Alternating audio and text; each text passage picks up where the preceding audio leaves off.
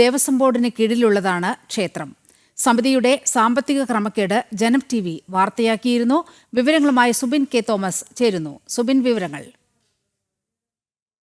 കഴിഞ്ഞ ദിവസമാണ് ഇതുമായി ബന്ധപ്പെട്ടുള്ള റിപ്പോർട്ട് സമർപ്പിച്ചിട്ടുള്ളത്. പ്രധാനമായും ഈ തിരുവിതാംകൂർ ദേവസ്വം ബോർഡിന് കീഴിൽ വരുന്ന കാരിക്കോട് ഭഗവതി ക്ഷേത്രത്തിലെ ഉത്സവവുമായി ബന്ധപ്പെട്ടാണ് ഈ ഒരു ആക്ഷേപങ്ങൾ ആദ്യഘട്ടത്തിൽ ഉയരുന്നത്. പ്രധാനമായും ഈ ഉത്സവത്തിന്റെ സ്ഥലം അത് ഈ ലേലം ചെയ്തതുമായി ബന്ധപ്പെട്ട് നിലവിലെ ഉപദേശക സമിതി പ്രശ്നങ്ങൾ ഉണ്ടാക്കി എന്നുള്ളതാണ് കണ്ടെത്തിയിരിക്കുന്നത്. പ്രധാനമായും ഈ ലേലം നടക്കുന്ന സമയത്ത് ഈ ലേലം അലങ്കോലപ്പെടുത്തുകയും ഇതുമായി ബന്ധപ്പെട്ട അപവാദ പ്രചരണങ്ങൾ നടത്തത്തക്ക തരത്തിൽ ഉപദേശക സമിതി ക്ഷേത്ര പരിസരത്ത് ഈ പോസ്റ്ററുകൾ പതിച്ചു എന്നാണ് നിലവിൽ കണ്ടെത്തിയിട്ടുള്ളത്. കൂടാതെ ഈ പല കാര്യങ്ങൾ പറഞ്ഞുകൊണ്ട് ക്ഷേത്രത്തിന്റെ നടത്തിപ്പുമായി ബന്ധപ്പെട്ട് പല വിഷയങ്ങൾ ഉന്നയിച്ചുകൊണ്ട് പണം പിരിക്കുകയും ഇത് യാതൊരുവിധ മാനദണ്ഡങ്ങളും നടത്താതെ ഈ പണം എല്ലാം തന്നെ ദുരുപയോഗം ചെയ്തു എന്നെല്ലാം തന്നെ നിലവിൽ കണ്ടെത്തിയിട്ടുണ്ട്. ഇതിന്റെയൊക്കെ അടിസ്ഥാനത്തിലാണ് നിലവിൽ ഇപ്പോൾ ഈ ഒരു ഉപദേശക സമിതിയെ പൂർണ്ണമായും പിരിച്ചുവിടുകയും ഈ ഉപദേശക സമിതി അംഗങ്ങൾക്ക് നിലവിൽ ആജീവനാന്ത വിലക്ക് ഏർപ്പെടുത്തിയിട്ടുമുള്ളത്. പ്രധാനമായും നിലവിൽ ഇനി ഈ ഒരു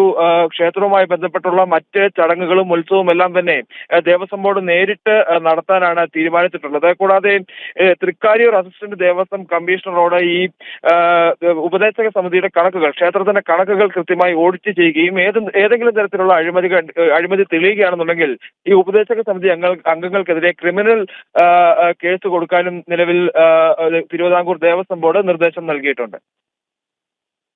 ശരി, സുബിനാണ് വാർത്തയുടെ വിശദാംശങ്ങൾ.